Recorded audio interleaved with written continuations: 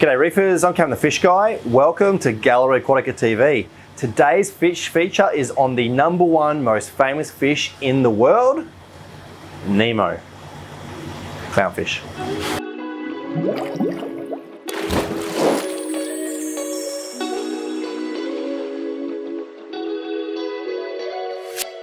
So when we say clownfish, there's quite a few different types of clownfish. Today we're specifically talking about Ocellaris clownfish. So the standard Ocellaris clownfish that is probably one of the most widely kept, widely bred marine fish in captivity.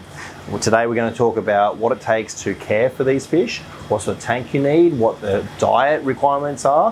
I'm going to tell you everything you need to know about the clownfish. The first thing we're going to talk about with the clownfish is their diet, then we'll move on to the type of tank you keep them in, and then compatibility. So with their diet, typically they're very, very easy to feed. Now, pretty much all the clownfish we have here at Gallery Aquatica are captive bred. And being captive bred, they're raised on a dry food, like a dry pellet. So they take very well to that, but they'll also take things like brine shrimp and mysis shrimp, bite-sized food particles. They're not fussy at all. And if they're not feeding when you're buying them, when you're looking at them in the store, then I would avoid them because that can indicate a problem with the health of the fish.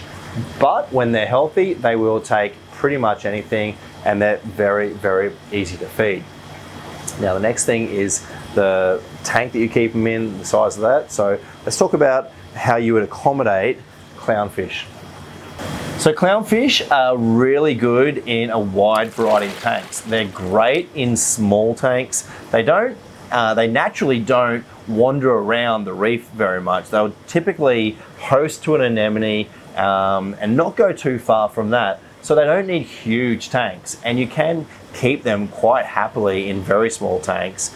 I've seen them in 30 litres, so maybe 5 gallon sort of thing. They're a very hardy fish in very small tanks. They're also a very small fish themselves. They don't get very big. The biggest ones in here are probably half their maximum size. The females, of course, do get bigger than the males.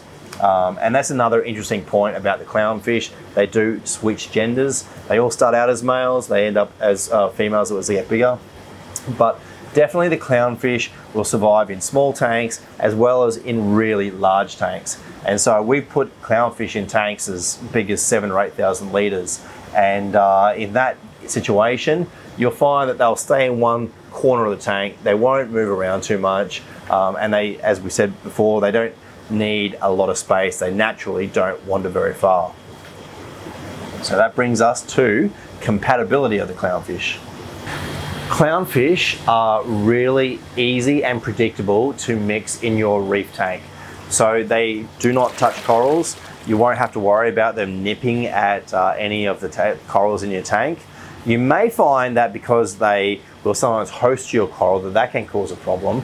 And if they decide to host to a coral like a Duncan or some sort of LPS with a skeleton, potentially they can cause some damage to the coral, but they definitely don't nip at the corals. When it comes to mixing clownfish with fish, the only fish that I don't recommend mixing clownfish, and we're talking about Ocellaris, we say clownfish, is other species of clownfish.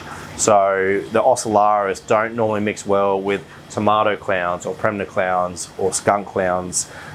Generally, in most of the standard size reef tanks that people keep, you generally want to have one pair of clownfish or maybe a trio or maybe even a harem, but mixing them with other clownfish is where you really do have to be careful. And it will come down to the size of the tank as to whether or not it's going to work, as well as the types of anemones and corals and things like that they can host to. One of the coolest things about Ocellaris clownfish is the fact that they're bred in captivity, which has allowed for a huge range of designer types of Ocellaris to come onto the market. And some of these are quite extreme. And we have a really good variety here at Gallery Aquatica Wynnum, and I want to show you some of the best. But let's start with the black and white Ocellaris, which are actually a naturally occurring mutation, color mutation, and they come from Darwin in the Northern Territory, so they're a little bit far removed from the Great Barrier Reef, and that's allowed them to develop a completely different coloration. And these were always my favorite clownfish before some of the more fancy varieties came onto the market. And we have one in particular, which is a particularly amazing mutation of the Ocellaris. Let's check out the storms. So these are the storm clowns, and you can see that they're white with black blotches. They are an awesome, awesome looking fish in your tank. We have these in our personal tank in our lounge room.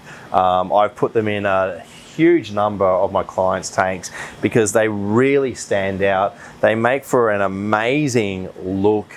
The black and the white contrast so well. There's really nothing else like them. And it will be interesting to see the different varieties of clownfish that come out in the future, because right now in 2024, I cannot imagine a more incredible looking fish than the Storm Ocellaris. They are absolutely awesome. So now to the most fun part of our fish feature series, and that's the difficulty rating. We have a difficulty rating system in which 1 is the easiest fish to keep and 10 is the most difficult. Now, we do have a winner for the most easy fish to keep, and that was the Chromis. We brought that to you in a previous episode of Fish Features. That came in at a one level of difficulty. Very, very easy, the Chromis. And the clownfish really do vie for that title of the easiest marine fish to keep.